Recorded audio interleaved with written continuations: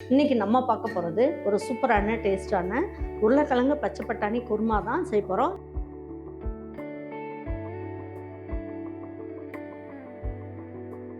இது வந்து பூரிக்கு, சப்பாத்திக்கு, தோசைக்கு அட்டகாசமாக இருக்கும்.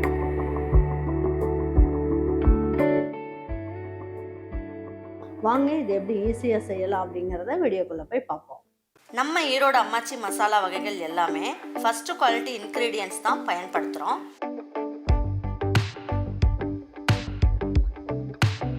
வாங்குகிற பொருட்கள் எல்லாமே முறையாக ஜலிச்சு பொன் வறுவலாக வறுத்து சரியான பதத்தில் அரைக்கிறோம். அரைச்ச மசாலாவை நல்லா ஆற வச்சு மறுபடியும் ஜலிச்சு சரியான அளவில் பேக் பண்ணி உங்கள் வீட்டுக்கே சேஃப் அண்ட் செக்யூர்டாக டெலிவரி பண்ணுறோம்.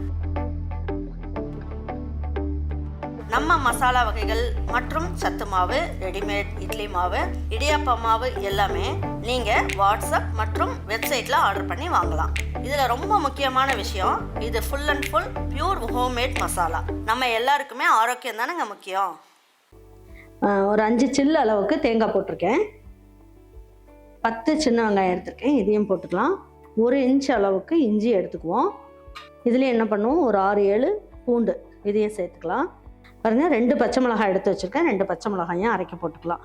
பாருங்கள், இதில் வந்து ஒரு அரை ஸ்பூன் அளவுக்கு கசகசா சேர்த்துக்கலாம்.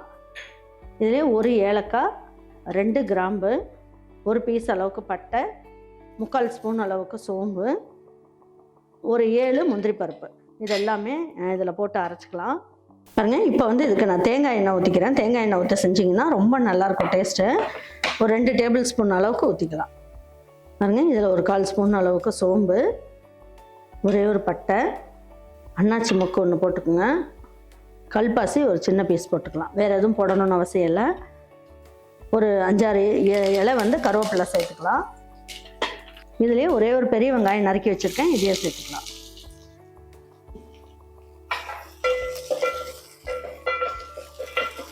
பாருங்கள், இதை வந்து நல்லா வதக்கி எடுத்துக்கலாம்.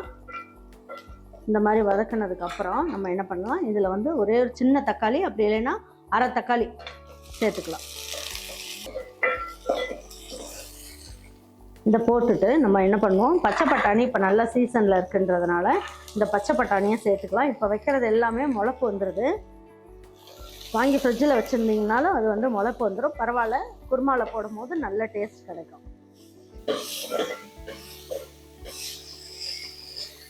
பாருங்க, இதில் உருளைக்கிழங்கு பச்சை பட்டாணி எல்லாம் சேர்க்கும் போது வாயுத்தன்மை இருக்குன்றதுனால ஒரு பிஞ்ச் அளவுக்கு பெருங்காயம் சேர்த்துக்கலாம்.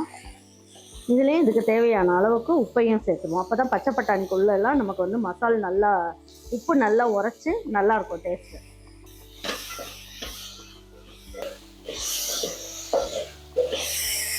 பாருங்க, இந்த அளவுக்கு வதக்குனதுக்கப்புறம் நான் ஒரு 1/4 கிலோ அளவுக்கு உருளைக்கிழங்கை வேக வச்சு இந்த மாதிரி 4 பீஸாக கட் பண்ணி எடுத்து வச்சுருக்கேன். இந்த மாதிரி கட் பண்ணிக்கலாம். கட் பண்ணி இதை சேர்த்துடலாம். அப்போ தான் மசாலா நல்லா உரைக்கும். அதனால் இல்லை, உங்களுக்கு வந்து கையை வச்சு இப்படி நல்லா நொறுக்கி விட்டு போடுறதுனாலும் போட்டுக்கலாம். பிள்ளைங்கள்லாம் எடுத்து சாப்பிட்றதுக்கு வசதியாக இருக்குன்னா இந்த மாதிரி சேர்த்துக்கணும்.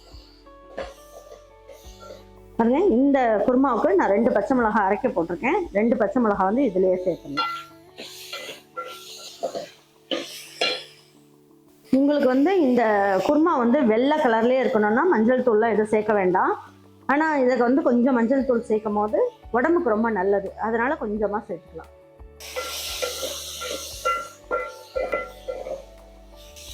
பாருங்க, இப்போ கொஞ்சமாக மட்டும் தண்ணி ஊற்றிக்குவோம்.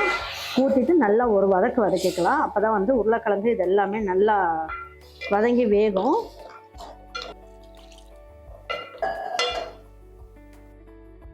தட்டை மூடி வச்சிடலாம். பச்சை பட்டாணி வந்து இது வந்து காயிலேருந்து நம்ம உடச்சி எடுத்ததுனால இது ஃப்ரெஷ்ஷாக இருக்குது.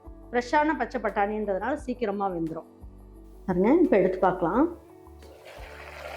இப்போ எடுத்து பார்க்கும்போது நமக்கு அந்த பச்சை பட்டாணி வந்து வெந்திருக்கணும். அது நல்லா வெந்துருச்சு. இதுலையே இந்த அளவுக்கு வெந்ததுக்கப்புறம் நம்ம என்ன பண்ணலாம், அரைச்சி வச்ச விழுதை இதில் சேர்த்துடலாம்.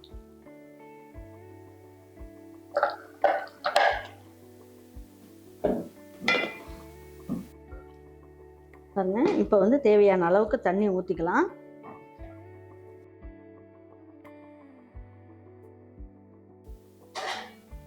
லேசாக தட்டை வச்சு மூடி வச்சுருவோம். ஃபுல்லாக மூட வேண்டாம்.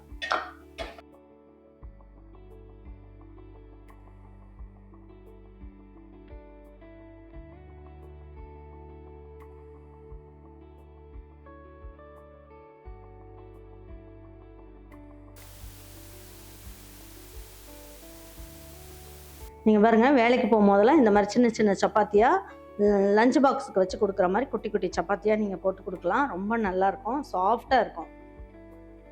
நிறைய எண்ணெயெல்லாம் ஊற்றணும்னு அவசியம் கிடையாது. நான் சொன்னால் நம்ப மாட்டீங்க, நான் வந்து செஞ்சு காமிக்கிறேன் பாருங்கள் எவ்வளோ நல்லாயிருக்கும். இது பிணையறதுக்கும் நம்ம எண்ணெயெல்லாம் ஒரு பொட்டு கூட ஊற்றலை. ரொம்ப நல்லாயிருக்கும். இந்த தோசைக்கல்லில் தேய்ச்சி ஃபஸ்ட்டு நம்ம போடுறதுக்கு முன்னாடி ஒரு துணியை வச்சு கொஞ்சமாக எண்ணெயை தேய்ச்சி விட்டுட்டு அப்படியே நீங்கள் சப்பாத்தி செஞ்சிடலாம். ரொம்ப நல்லாயிருக்கும், சாஃப்டாக இருக்கும். இந்த சப்பாத்தி நாள் செஞ்சால் அடுத்த நாள் வரைக்குமே ரொம்ப நல்லா சாஃப்டாக இருக்கும். இது பூரி மாதிரியே இருக்கும் பாருங்கள். நல்ல உப்பலாக நல்லா சூப்பராக வந்திருக்கு பாருங்கள். இதை பார்க்குறதுக்கே பூரி மாதிரி இருக்குது பாருங்கள். நான் சொன்னால் நம்ப மாட்டீங்க. பூரி மாதிரி உங்களுக்கு சப்பாத்தி வேணும்னா நம்மளுடைய மாவு வாங்கி நீங்கள் செஞ்சு பாருங்கள். பாருங்கள், குருமாவும் நல்ல ஜம்முன்னு சூப்பராக ரெடி ஆகிடுச்சு பாருங்கள். எப்படி இருக்குது பாருங்கள் குருமா பார்க்குறதுக்கே. நல்லா இதில் போட்ட வெஜிடபிள்ஸ்லாம் நல்லா வெந்து இந்த பட்டாணிலாம் நல்லா வெந்துருச்சு. குருமாவும் நல்லா டேஸ்ட்டாக இருக்கும். அட்டகாசமாக ரெடி ஆகிடுச்சு. வாங்க இப்போ எடுத்து வச்சு பரிமாறிக்கலாம்.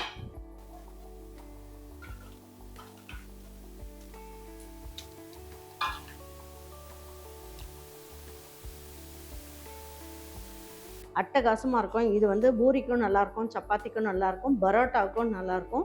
இது வந்து தோசைக்கும் அட்டகாசமாக இருக்கும். கண்டிப்பாக நீங்கள் இந்த குருமாவை ஒரு வாட்டி ட்ரை பண்ணுங்கள். ட்ரை பண்ணிவிட்டு உங்கள் வீட்டில் இருக்கவங்க எல்லாருக்கும் பிடிச்சிருந்ததுன்னா லைக் பண்ணுங்கள், ஷேர் பண்ணுங்கள், சப்ஸ்கிரைப் பண்ணுங்கள். மறந்துடாமல் கமெண்ட்ஸ் பண்ணுங்கள். தேங்க்யூ ஃபார் வாட்சிங் ஈரோடு அம்மாச்சி சமையல். தேங்க்யூ.